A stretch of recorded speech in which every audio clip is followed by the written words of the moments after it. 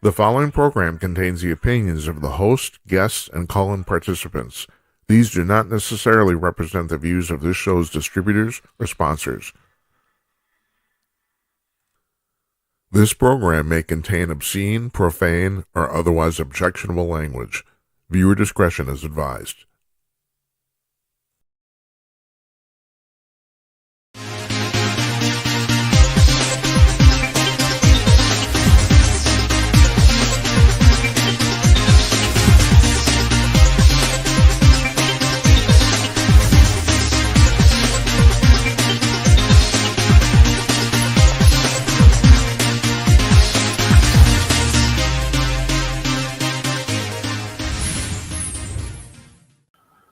Good evening, everybody.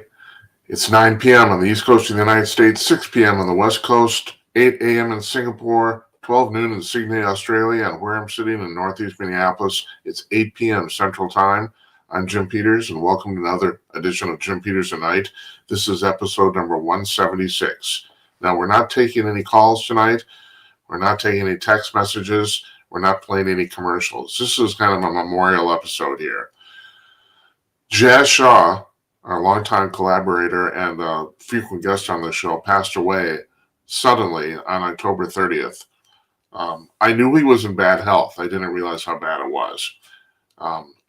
We had an exchange right after the interview you're going to hear where he talked a little bit about his health issues, but I did not know it was that bad. And I don't know if anybody else did either. Ed Morrissey, his boss at HotAir.com, was supposed to be on the show tonight, but Ed himself had a medical emergency, or his family did, and he couldn't make it. And I know because of that, I know David Strom over at HotAir is swamped, so he's actually having to make up for the work for two people now, just one. So anyway, I know that Ed says his best. Ed wrote a piece about jazz and his passing, and we'll link to that on our blog tomorrow. At any rate, I can't even remember when I actually met Jazz. I think it was 3 years ago, I think. So I've been doing this show now for a year and a half. And I did for about 4 years, I did shows for Kong News, where I was the editor-in-chief. And if I'm right, somewhere during that period, we got Jazz to come on. I think it was mostly because David Strom is from town here. He's from Minneapolis. So ironically, we've never met in person ever, but we've talked a whole bunch. And I think David drew Jazz into this whole thing because he knew about my interest in UFOs. And Jazz and I shared that. And I often called him my brother from another mother because he had the closest gig on the internet that I had, and that is we talked about conservative politics and UFOs, and that's what Jazz wrote about, and he did an excellent job of writing about both. Now, the thing I'm losing here, other than his friendship and his collaboration, is the fact that he was the guy I usually talked to, was connected to the Pentagon regarding the UFO situation, and he knew way, way more than he actually could talk about even. So he was... the last, I think it's at the end of this interview. I got to admit, I did not watch this interview before we were playing it here. I'm going to watch it with you. This is the last interview Jazz did on the show. It was on August 29th, so about 8 weeks ago. Or 6 weeks ago, excuse me, about 6 weeks ago. And I think it's at the end of this interview where I asked Jazz, I said, "What's your biggest fear?" And he said that the whole UFO thing is complete bunk. That's, I don't think he used that word, but you'll hear what he used. But he was a very, very cool guy, and the world is going to miss him and his work too. So without any further ado, here's that interview. It was on August 29th, 6 weeks ago. Jazz's last appearance on our show, and I'm not sure, it might be his last interview anywhere. He did a lot of media press stuff. He was on radio and TV all the time, but I think this might be his last one. I'm not sure. At any rate, here it is, Jazz Shaw from August 29th, talking exclusively about UFOs.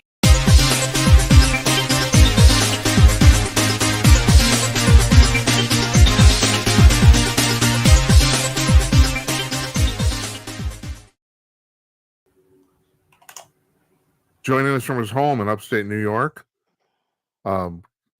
journalist extraordinaire and science writer for Salem Media, and our friend Jazz Shaw. Hi, Jazz. How you doing? Well, as can be expected, Jim, under the current circumstances. Thanks for having me.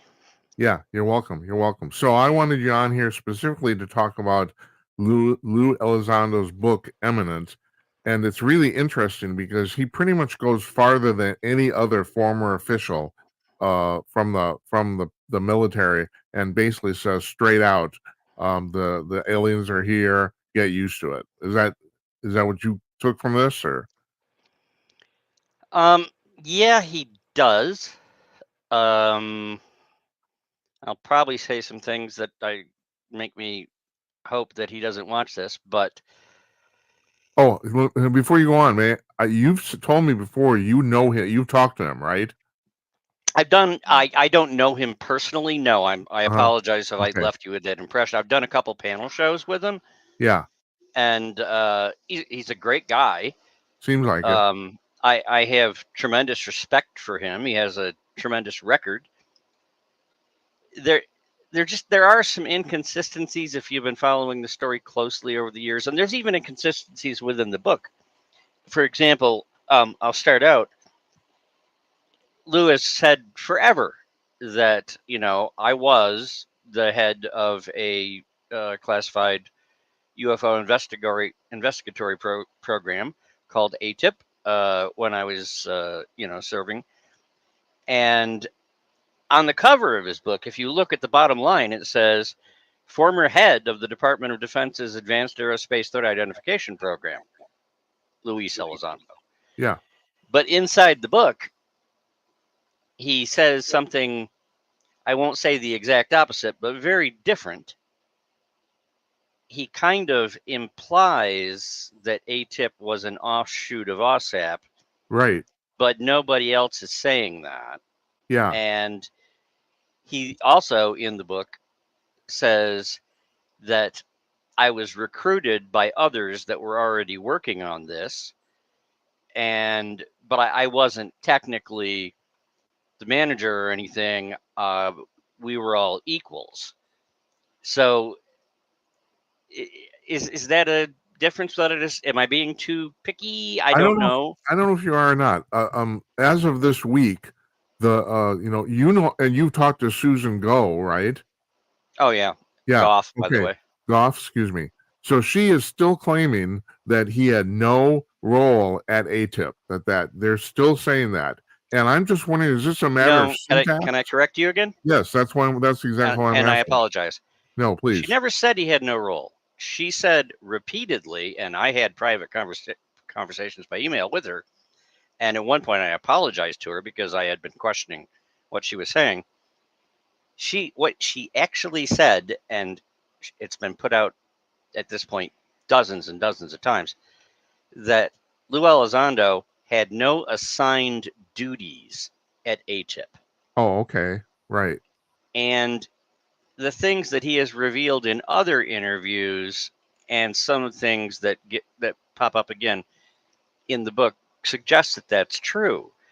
Um, he and a small group of other people were working on this, but they all had different primary roles in the intelligence community, and this was something they did of their own volition when they had time to do it. On the But they side. weren't they Yeah. weren't billing any hours to anything called ATIP. Right. You Right. know, so she was technically correct, and that's what the Pentagon's very good at, particularly That Susan was Goff. exactly my question to you. Is like, is this just a matter of syntax? Of exact wording. Um, I believe it is. That's something else they're very good at. Uh, David Grush came from inside the same community, right? Uh huh. And when he first came out and gave his first interview with News Nation, and he slipped up a couple of times and said like alien or something. But for example, his first big interview with Ross Coulthart when he first came out and that news broke, Ross said, and I'm paraphrasing because I don't have it right in front of me, but he said, "But you're saying we have the craft and the bodies of extraterrestrial beings," and Grush would jump in and correct him, and say, we have non-human intelligence. And when pressed, he would say, extraterrestrial implies that we know where they come from. Take that to the next level.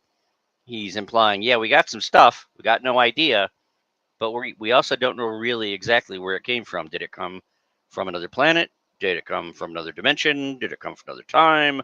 Yada, yada, yada. There's a few people out there, on the extreme right wing in the Pentagon who don't think it's any of that. They think it's all demons and angels, right? Yeah. So we haven't nailed that down. And Elizondo gets into some of that in the book too. Yes. But he also goes a little further and says, well, it could be some from column A, some from column B, So non-human intelligence is a more generic thing. But when the Pentagon reviewed all the information in that one report and they came out and put out their own historical report, you'll notice what they said in their conclusion that ticked everybody off was, we've never seen any direct evidence of extraterrestrial technology or extraterrestrial beings. They never say non-human. They Yeah. just say no evidence of extraterrestrial. And that, in a way, if you look at it like kind of with your eyes squinted past the back of your hand, they're all sort of saying the same thing. It's like, well, we've seen stuff we can't explain, but it's not evidence that it's definitely extraterrestrial, right? Right. And that's kind of what they're saying, but the message is clear. They want you to take away from that, no, there's no aliens. Yeah. That's what they want you to take away. But they also don't come out and say that clearly either. So you're very perceptive when you point out that point. This is a matter of parsing your language as carefully as possible, is my interpretation. And a lot of that shows up in Lou's book. Did you perchance see Coldheart's interview with Elizondo on News Nation a couple nights ago? I watched the first 10 minutes of it. I have it bookmarked on my YouTube page. I haven't gotten to the rest of it. I've been dealing with some health issues and things, and I haven't gotten around to it yet. But Okay, so I'm working on it. Right. I'm going to run this by you because you are very astute in these matters. I respect Coulthard greatly. I think he's a great journalist. He's a great interviewer too. But this whole 1 hour conversation kind of came off kind of stilted, and I'm wondering if that's because Elizondo had to pre-clear the subjects with Coulthard to get past the security clearances. In other words, the conversation seemed kind of stilted to me. It was like, Coulthard asked a question, he responded, and the questions, it's not that Elizondo knew what the questions were going to be. It's kind of like the whole subject matter was kind of pre-cleared ahead of time. They weren't going to talk about anything he couldn't talk about.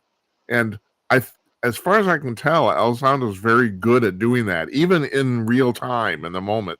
He's very good at parsing his words very carefully. But that said, I mean, this is a quote out of the book. Quote, "We are not alone in this universe, and it's a simple fact. The U.S. government has been aware of this for decades." He actually did say that. So. Yeah, but then again, what does "we are not alone" mean? Does that mean that there's other advanced technological species physically somewhere else in the universe? Does it mean that we might find squid on one of Jupiter's moons? Well, then we wouldn't be alone, but that's not exactly anybody we're going to getting into a big, trade agreement with. And again, Elizondo is good with that, and I use good sort of speciously. He doesn't get too specific, and he follows the David Grush pattern in that.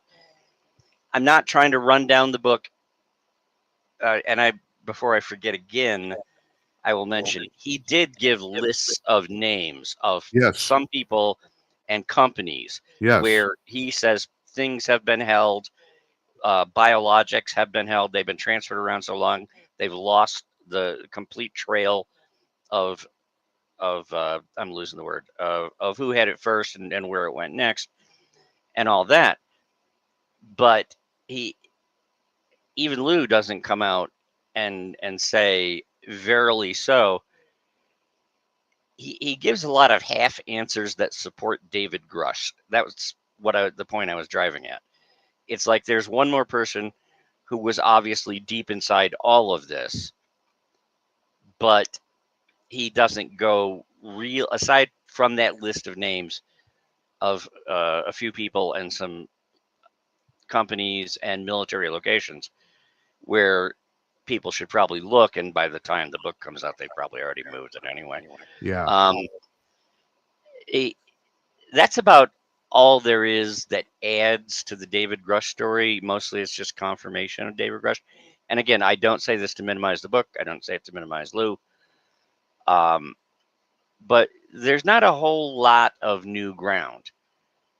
I was waiting, and in the interview, again, maybe they do more later and I missed it, but he said he had been involved in the program. And he does bring up that he did some remote viewing at one point. Yes. Which I'd heard that before in passing in a couple of interviews, but it's the first time I heard it coming straight from him in his book. But I was kind of waiting for, I was part of the crash retrieval program. I'm one of those guys you've all been waiting to hear from. I touched the craft. I saw the beings, And as far as I know, there's none of that in there. No. This is still second-hand information, just like David Grush was second-hand information. What we want to hear is from the people who went up and allegedly, there's a captured UFO in one of these storage facilities. It's got a hole in the side. They stuck their head in. They looked around. They touched it. It was the size of an SUV on the outside. It was the size of a football stadium on the inside. How do you do that? Who knows? Things like that. Those are the people we want to hear from. And people that actually touched the physical specimens, because some of these same people that are allegedly some of the 40 sources that David Grush had, they tried to do DNA tests on some of them, and they kind of had DNA, but it wasn't real complete DNA. Yeah. Like maybe they were sort of biological robots. Yeah. Which would be kind of weird. Yeah. But there was none of that in the book that I've come to so far, and in the interviews. If that was in there, I think that would have been one of the bombshells that would have shown up in everybody's reviews already. So again, I think I'm glad he got the book out. Glad he made it through DOPSR. There's a lot of stuff in there. I'm amazed that he got approved. But it's still, it doesn't go any further in any meaningful way, except a couple minor points, than how far David Grush went. And we don't get to turn the page and go to the next place until, and people have been saying this for so long, if they're going to come out and admit this is all real, if they're going to come out and admit that what these people are saying is true, at some point, somebody needs to wheel out a craft. Somebody needs to wheel out a body. It needs to be done in public, not just in front of the press, but in front of engineers, doctors, experts. Allow the press to follow them around. Try to get some samples. Go do some testing. Have journalists watch the sampling. Have doctors take the samples. Have journalists watch them, put them under the microscope. Come back, give us the results. You give us that much, and they're all scratching their heads like, no, we don't know where this came from or what it's capable of, and we don't know what these alleged creatures are. If we get all that, then it's done. That's disclosure. We don't have all the answers. We don't know the origins, but that's good enough. Then can you say, is it true that we're not alone? Absolutely. We're not there yet. Yeah. God, I have so many things I want to say based on what you just said. Now I'm overburdened by thought. I want to do. I know I run on a lot. I'm a chatterbox. My apologies. That's all right, but that's why you're great on a talk show, man. That's what we do. We talk. I don't know if you figured that out. There's not a lot of visual shit going on here. Yeah. So, the thing that I found it interesting about the Grush, for someone who supposedly was, involved in the military and Pentagon matters. And the thing is, I think the proof of this, and like you said, and like we've been talking, the fact that the book had to get vetted by the DOD, to me, is proof enough that he was involved, because if he wasn't involved, they wouldn't have had to do that. And it's pretty obvious. Was it you or somebody else that told me they spent a whole year doing it? Did you tell me that? Well, I don't know if I'm the one who told you, but I've told that to several people, and Yeah. it's already been widely reported. He finished the book last summer, Yeah. and it took damn near a year to make it through DOPSR. Yeah. And I don't know And I don't know. I have a Kindle copy. I don't know about your hard copy. In my Kindle copy, there's still a few black marks, which I assume they did at the last second. oh, there's some in the book too. Yeah. Yeah. He still goes farther than anybody else involved in the military. I mean, it's like my big bitch, and Christopher Mellon wrote this a couple of years ago in some famous article, and I can't remember where the article was, that no one in the Pentagon will say the A word, and the A word was aliens. And to me, well, okay, Elizondo's finally said that. He said the A word, So I don't know if that's the way you look at this, or... The first person, I was doing an interview a few years back. I don't remember which show it was, but I had gotten an inside tip that somebody was going to say the A word, and it was going to be Senator Kirsten Gillibrand of New York. Uh-huh. And I said that on a show. And at the end of the following week, they invited me back because she had come out and she had said aliens. And 2 days before that, it was Hicks from the Defense Department. And I'd also heard rumors this was coming, that she was going to say the word extraterrestrial. What she actually wound up saying that week was extraterrestrially, but I took that as a win, and I was like, that's Okay. close enough. Yeah. So that happened a while ago with members of Congress. It's been pulling teeth to get anybody from the Pentagon and the intelligence community to say that. Yeah. But now it's out there.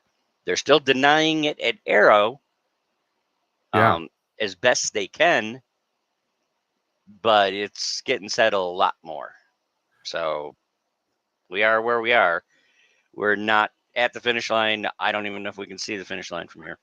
So have you got to the point in the book where he talks about the legacy group? Yeah.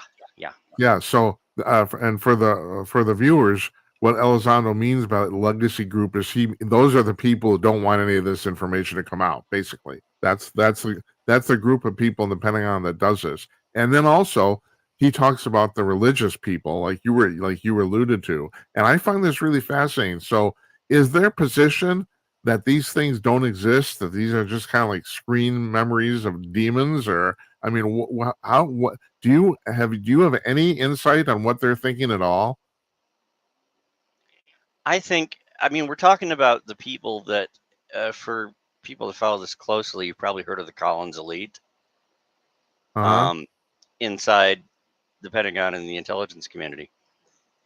And they do really believe that at least some of it is intradimensional, or pick a word, biblical, whatever, creatures.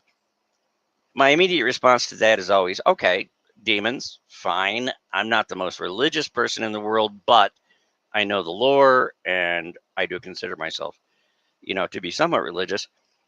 And if you want to say there's demons, who am I to argue? But my first question is, would a demon really die in a plane crash? And why would a demon need a plane in the first place? Well, yeah, that's right. And also, what are you alluding to in the plane crash? What exactly? Well, are you beings showing up in things that wreck at Roswell and Tritium and every place else, and they found beings. So you're saying those are demons? How did they die? And why did they need a flying saucer or a triangle or that's something my like question. Do they say these things are actually real, That's the thing. That's the thing I can't get around. I mean, I can understand angels and Oh demons. yeah, the Collins elite definitely believe there's something going on and Uh-huh. things are being seen. But it all comes down to, what do you believe it is? Is it secret Chinese or Russian technology? Is it our technology? Is it aliens? Is it time travelers? We're back to the same list. And you have the one group that's like, nope, it's demons, shouldn't be messing with this. Drop the whole thing. You're Yeah. gonna get yourself in a lot of trouble. So I don't know. I'm not really a Collins elite type person. But Did you get to the part in the book where he talked about alien implants? Have you read about that? no, but I did hear it covered in one of the interviews. I haven't gotten to that part yet, but All right. The really interesting thing about that is that Elizondo says that the doctors at the VA had trouble removing this thing because it actively avoided them. In other words, it was right. moving around. And the thing that struck me about this is that's exactly what Whitley Strieber said like 30 years ago about an implant he had in his ear. He said he tried to have it taken out and the doctors gave up because they said it was literally avoiding them. And they finally threw in the towel. And supposedly he still has it in there. I mean, I don't know, at least he did then. I don't know now, but you know. There's been a lot of those reports, and this is another one of those cases, and once again, absolutely no offense intended towards Elizondo. Um, these are not new stories. Yeah, These stories have been with us for generations. right. Okay, it goes all the way back to Betty and Barney Hill. Yeah. You know, they've been around. They get more stuff added to them as time goes by. It seems like the legend grows, the lore grows, things like that. And yet here we are, start the clock in the mid 1940s, wind it up to 2024.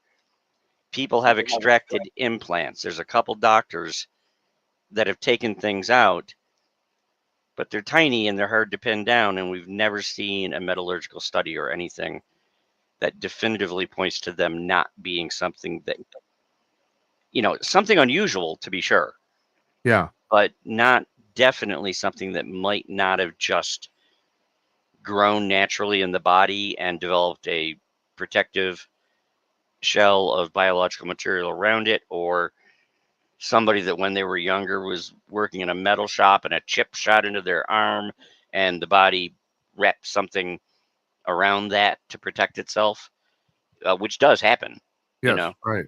So are they alien implants or are they things like that? As far as I'm concerned, jury still out, has not been proven. Just like the crash retrieval parts, Art's parts, that's been making all the rounds. They've done all the testing, as far as I know, that can be done at some of the best labs, and we don't know what those parts are. They don't really make any sense, but they're also, it's nothing that couldn't have been produced here at some point in the past, Uh-huh. with no suggestion as to why anybody would make something like that. Really weird combinations. Right. But some people point to that and they go, well, see, then it's not alien. Yeah. And my response to that is, well, but it is a weird combination. And why would we do that?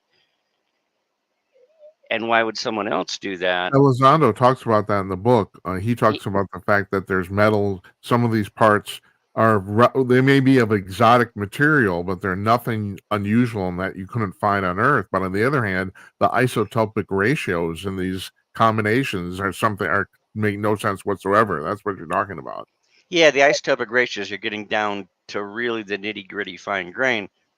But everywhere we look in the universe, even now that we have the deepest telescopes able to capture signatures of everything it finds, the entire universe is made out of the same set of elements, Yeah, naturally occurring elements, from one all the way up through.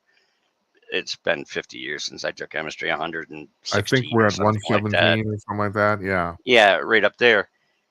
And the same elements exist so if something came here from Moscow and something came here from the Pleiades, it's probably made of all the same elements, right. because that's what the universe is made of. Yeah. So I don't think that's a definitive argument one way or the other, personally.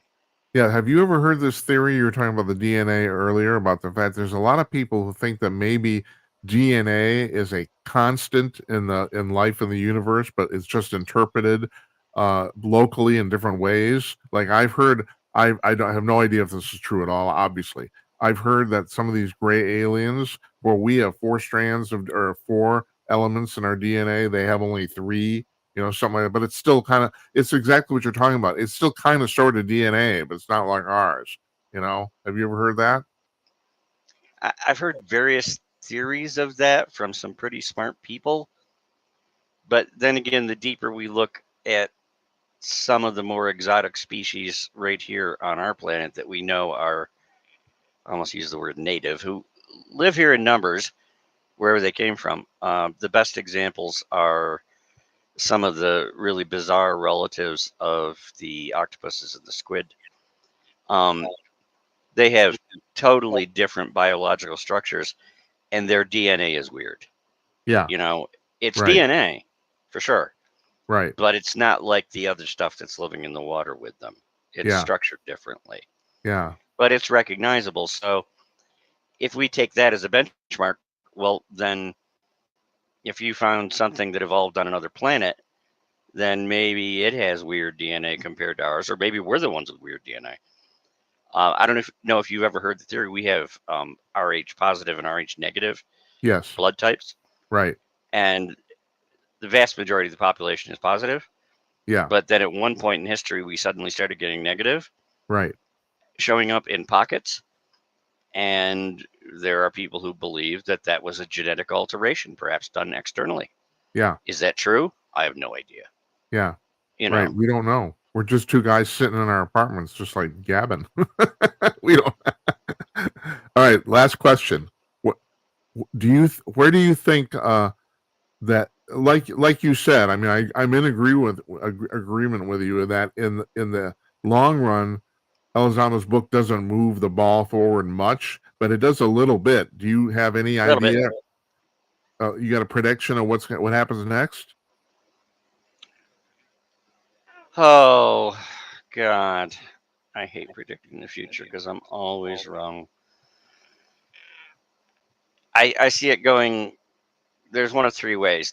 One, somebody recently asked me in an interview, what's your greatest fear about the entire UFO extraterrestrial topic? And I didn't even have to think for a moment. My greatest fear is that this is all bullshit. Oh, When we finally get to the bottom of it, it's all that bullshit. that's fascinating. I gotta admit, that's never occurred to me ever. Oh, it's occurred to me plenty of times, and I lose sleep over it because there's another plausible explanation that people are seeing things. It's too much to cover up. They demand answers from the government, and the government, as much as they pretend to object, and they want to keep everything classified, and they don't want to tell you anything, and they want to deny FOIA requests, the government's actually personally thrilled to have people looking for aliens. Because so long as we're doing that, we're not looking into what they're really friggin' doing. Yeah, That's right. probably a lot worse. And they've done a lot worse in the past. So that's one possible direction. So you're saying that in your scenario about it all being bullshit, that all of this stuff is generated by the military, and they're thrilled to have us off talking about aliens. I won't say generated. A lot of it comes from the lore. A lot of it comes from the public who see things. My wife and I have seen 5 UFOs. I don't see any way that was something we created, but I could be wrong. Yeah, You that's know, true. Yeah, it might all be really dark, just black book stuff. And they'd rather have us talking about aliens than talking about what they're up to at DARPA, you yeah. know? So that's one possibility. Second possibility, We've talked about this before. I get back to the thing what Richard Dolan said, and that is there's a small cadre of people in the military, a few hundred or a few thousand people that are living 100 years in the future from the rest of us. And I think that might be true. I don't know. maybe. Um, the next possibility is that at the other extreme end of the scale, we always hear there's more whistleblowers coming. There's been a few names, Sands, a few others that have come out who either somehow make it through DOPSR or somebody goes for catastrophic disclosure, and they come out with some actual proof, and it turns out, yeah, the Pentagon's been lying. It's all real. Now we need to get down to studying this. Somewhere in the middle between those two is that the government has been saying, no, there's nothing to see here, even though they know there's something to see here, but they just don't want to admit it. And the truth is, they don't know all that much more than we do. Yeah, right. You know, that's the other direction this could go. Yeah. And if there's anything the government hates to admit more than anything else is they don't want to say there's something in the skies. We don't know what it is, and we don't know if we can protect you from it. May I Because interject? that means we have failed. I think that's highly likely, actually. Do you? That they don't know what's going on? Of the three, that's currently my favorite. Yeah. Yeah. Mine too. Mine too. Jazz, I told you we keep this half an hour, and we're at half an hour. So I want to thank you for joining us today. Yeah, you take care. We'll talk to you soon, okay? You too. Thanks, buddy. Thanks.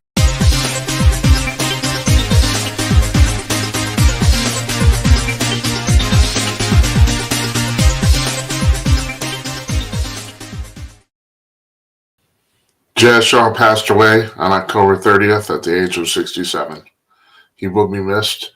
I couldn't remember. I thought that the conversation we had at the end of that interview, I thought we had it offline, him and I did not remember that.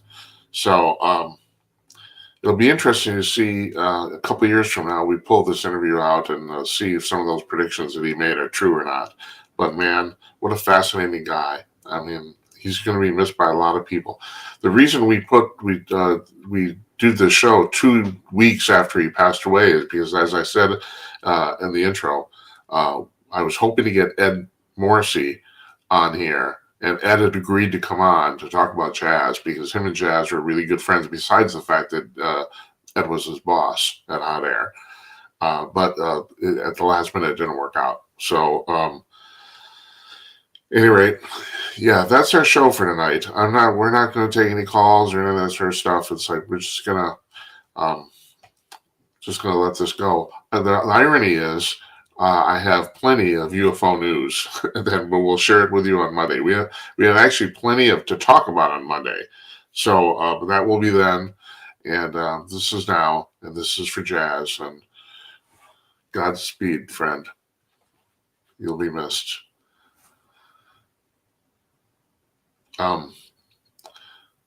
Yeah, good night, Esperanza. Good night, Uncle Donnie. And good night to you, wherever you are. We'll see you on Monday, everybody. Take care.